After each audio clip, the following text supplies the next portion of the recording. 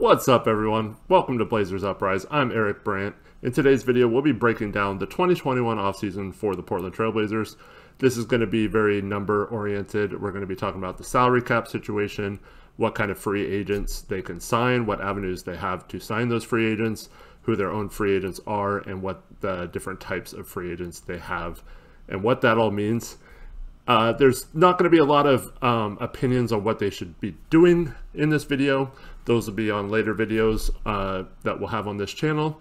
So if you want to have that kind of content along with draft coverage, free agency coverage, and all that good stuff that Blazers Uprise provides, please consider liking this video and subscribing to the channel. It really means a lot to us. Now, while I'm not going to do a lot of opinion-based stuff in this video, I am going to make two assumptions that are very logical.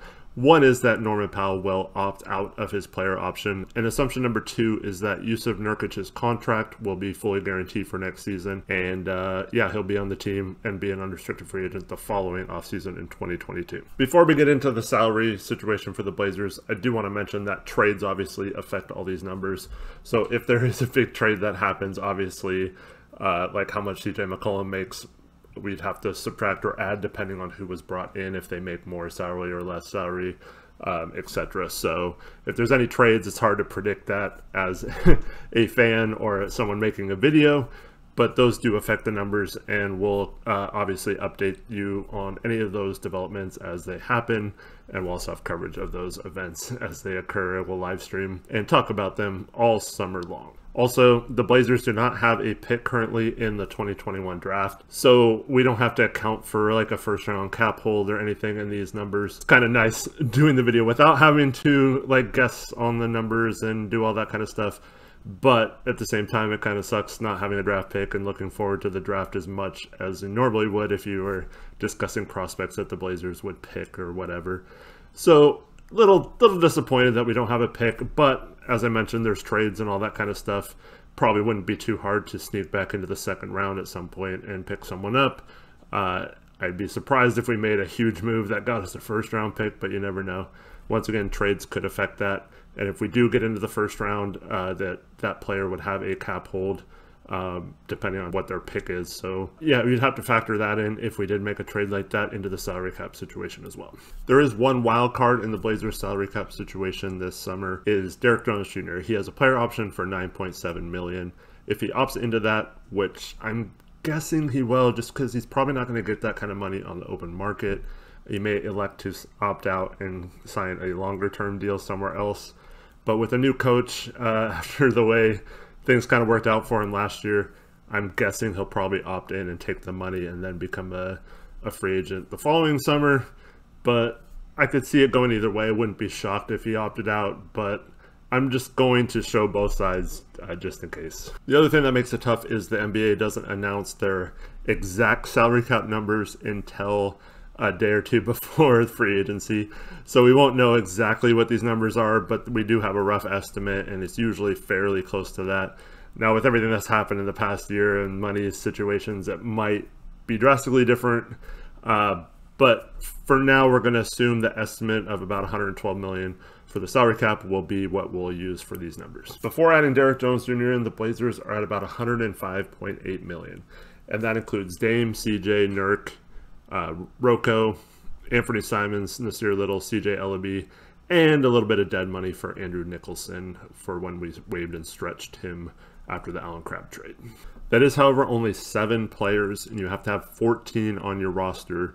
So even though you're thinking, oh wow, they're a little under the cap, if they made some moves they could get some cap space, it might be still really tough to get any cap space, because you'd have to lose all your free agents, and then also you have to account for the roster spots. You can't just sign someone with all that money up until the cap. So as you look at it right now, they're just under $106 million without Derrick Jones Jr. If you use the full mid-level exception, it's just under $10 million. So you get less cap space if you don't use that. So it makes more sense to not use cap space for the Blazers right now. and that's not including Derrick Jones Jr. What that means for me, in my opinion, is that we want Derrick Jones Jr. to opt in, because it doesn't really give us cap space if he doesn't. But if he does, we can use that contract of $9.7 million to make trades, or even keep him on the team, and we don't really lose cap space by him staying either. So in my opinion, it's best if he stays, mostly for trades, because then that opens up a contract that is tradable, that only has 1 year left on the deal. So it's not like a long-term contract that you're trying to get rid of or have to attach assets to. Now, you might have to attach an asset to get a better player back, but I think it gives the Blazers a lot more flexibility if he does opt in. So that's what I'm hoping for. And that would put the Blazers at about $115.5 million in salary. So just over the salary cap, which isn't a big deal. The main thing the Blazers are going to be worried about this summer is going to be the tax line and the hard cap situation, if they are hard capped, because the luxury tax apron, which is the hard cap line, will mean that they can't go over that at any cost if they use like their full mid-level exception or make a sign and trade. So if you want any of those two options this summer, the Blazers are more concerned with that $143 million number, which is the hard cap line. So the route of Derrick Jones Jr. opting in, we're at $115.5 million, like I said. Now, we only have 8 players on our roster, so still need at least 6 more to add to it. You can have up to 15, so maybe even a 7th player. Now, how do we get those 7 players when we're over the cap? Basically, you have your own free agents. You have, in that case, most likely the tax mid-level exception, which is slightly smaller than the full mid-level exception. But if we use the tax mid-level exception, it does not hard cap us. So we can go as far into the tax and pay as much tax as ownership is willing to pay. If the Blazers were to use the full mid-level exception, they can offer up to $9.5 million in that first year, and it can be up to 4 years. So that might be an avenue. Let's say they lose a bunch of their own free agents. That might be something they still have and are able to do. But if the plan is to try and re-sign a guy like Norman Powell, then the best option still in my mind is to use the tax mid-level exception, which is around $5.9 million, and just get the best player they can in free agency. Now, trades and stuff will alter what kind of position they need or who best suits that one signing they can make with that. They can split it up into several contracts, but when you're talking about $5.89 million, if you split it up, it doesn't really give you that much money. It's almost close enough to the minimum where it's not worth it. So other than if they use the mid-level exception, the only other avenue they have to sign free agents, other than their own, of course, would be minimum contracts at that point. Real quick before I get into the specific players, so there's 2 types of free agents: unrestricted free agents and restricted free agents. Now, most of the players are going to be considered unrestricted, which means they're free to sign with whatever team they want. Restricted free agency means that the team that that player played for has the rights to match any contract offer sheet that that player signs with another team. The news came out earlier, about a week ago, that Zach Collins will most likely not be offered a qualifying offer due to his latest injury or re-injury, 3rd time. So I don't think we're going to have any restricted free agents this summer. There is a small chance we could offer a qualifying offer to Keldon Blevins or TJ Leaf. Again, I'd be surprised, but it looks like for the Blazers this summer, there's going to be no restricted free agents. So all our free agents should be unrestricted free agents. Aside from restricted or unrestricted, there's 3 types of ways to re-sign your own free agents.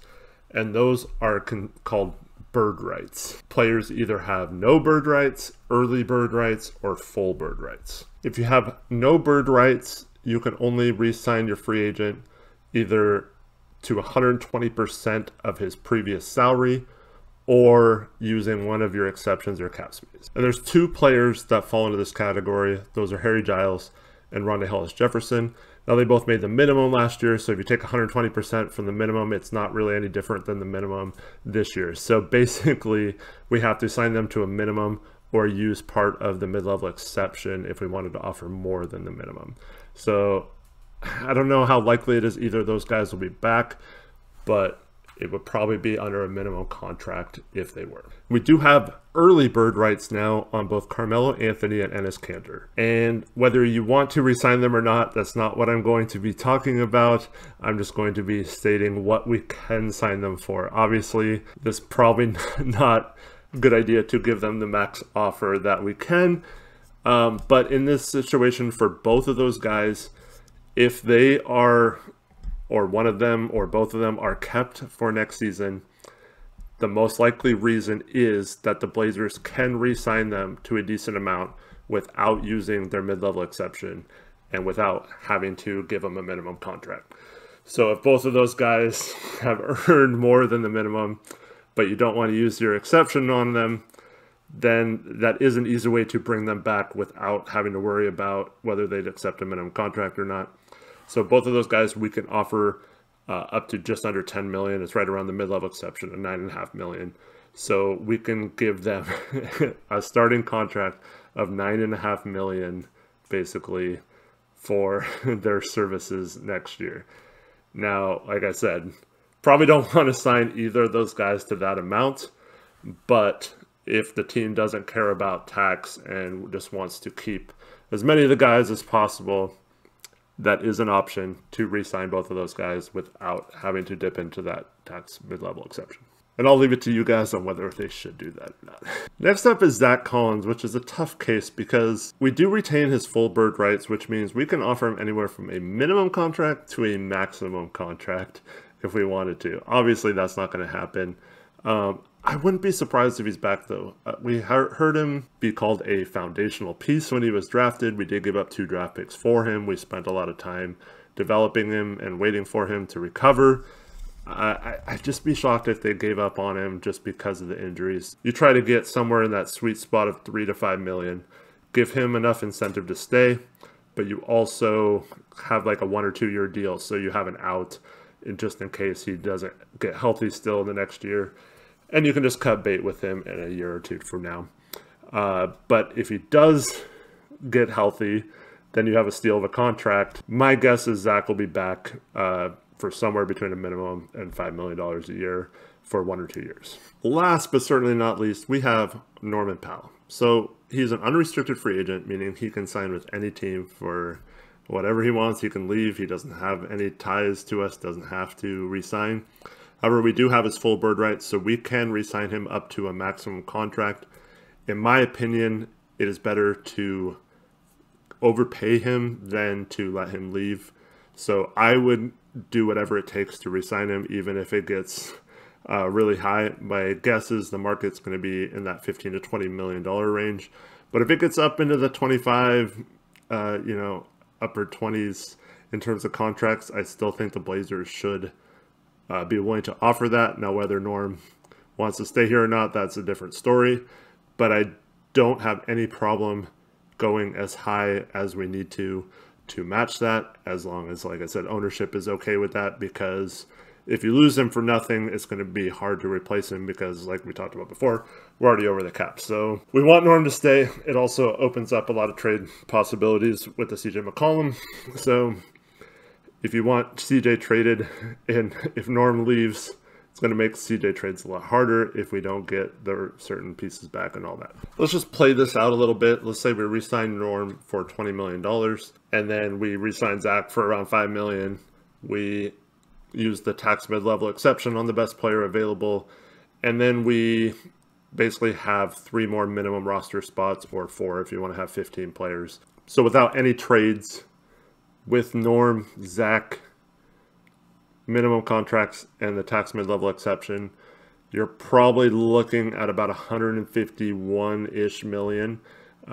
These are just estimates, but yeah, so somewhere in that range, which would be well over the tax, well over the hard cap line. Now, the good thing is we wouldn't be hard capped, so we can continue to go, like, we still trade and bring in more salary. Now, if you want to do a sign-and trade, let's say you have dreams of a Kawhi Leonard or a DeMar DeRozan, you'd have to be under that 143 million with 14 guys. So obviously we'd have to cut salary somewhere. So that's where you probably have to try to find a team to take on a Derrick Jones for nothing. Hopefully a team that has space or a trade exception to do so would be willing to. Or you trade a CJ McCollum and bring in less salary. You'd have to work out something to bring in a lot less salary in that situation. It's going to be really tough to make those work. It is possible, though, not just going out and getting those guys, but the idea of a sign and trade would be possible. You might also be able to, do some things there to save some money to maybe use the full mid-level exception. But overall, yeah, you're probably looking at a salary in the low 150 million. If the Blazers are in that low $150 million range, that'd be about 15 million into the tax. So there's going to be a hefty tax bill at the end of the year. Now, the thinking was that last year they stayed under that tax line, knowing that it would be really hard to avoid the tax this year and not triggering the repeater tax since they were in the tax the previous couple seasons. So if that was the mindset, if ownership and Jody is willing to pay whatever it takes to make this roster as good as possible, that's probably the best case scenario, is getting into the $150 million range and just paying the tax and eating that money this year. I still don't know if that's 100% the plan or not, but in terms of everything they've done, I'm hoping that's the plan and that everything's fine with that. If they have to get under the tax, it pretty much is impossible with re-signing Norm unless you just got a bargain for him, which I don't see that happening. So it's going to be really hard to avoid the tax, and that's why I've always thought that they were going to be in the tax this next year. So hopefully we re-sign Norm, and then the ownership's willing to go as deep into the tax as it takes. I know this is super nerdy, but I like this stuff. I like the salary cap. I like reading about the collective bargaining agreement and what all the rules are and stuff. If anyone ever has any questions about what I talked about in this video or the cap in general, or just want to talk Blazers or whatever, my DMs are always open. It's at HoopsJock on Twitter. If you don't have Twitter, you can message me on the Discord channel. The link should be in the description down below. Anyways, that's going to do it for this video. Thank you everyone for watching. I just want to say thank you so much for the support for the channel. The Blazers Uprise community is the best, and it's been fun getting to know a lot more of you throughout the season, through Discord or through the mock-off season or through Twitter. I know the fan base is pretty torn apart right now, but we're all Blazer fans, so hopefully we can all stick together and have some fun with this offseason. Hopefully we're all mad about the moves that happen. But yeah, we'll have it all covered for you here on Blazers Uprise. And yeah, the next big stream we have is the draft stream on July 29th.